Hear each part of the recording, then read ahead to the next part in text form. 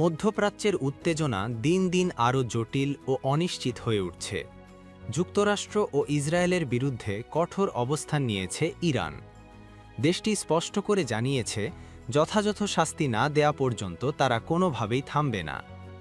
ইরানের পররাষ্ট্রমন্ত্রী Abbas Araghchi সম্প্রতি কাতার ভিত্তিক সংবাদমাধ্যম আল জাজিরাকে দেওয়া এক সাক্ষাৎকারে জানিয়েছেন, যুক্তরাষ্ট্র ও ইসরায়েলের বিরুদ্ধে দীর্ঘমেয়াদী যুদ্ধ চালিয়ে যাওয়ার প্রস্তুতি রয়েছে তেহরানের।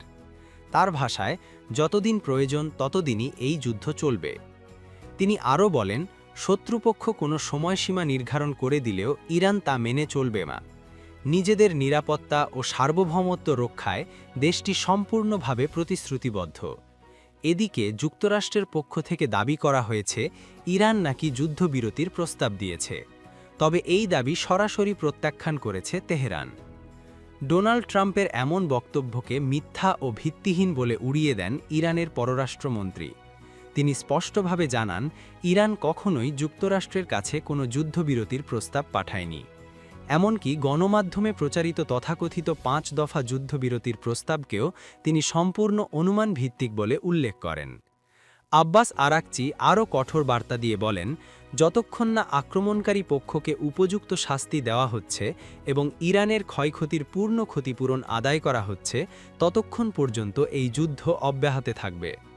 উল্লেখ্য, এর আগে যুক্তরাষ্ট্রের সাবেক প্রেসিডেন্ট ডোনাল্ড ট্রাম্প দাবি করেছিলেন, ইরানের পক্ষ থেকেই যুদ্ধবিরতির জন্য যোগাযোগ করা হয়েছে।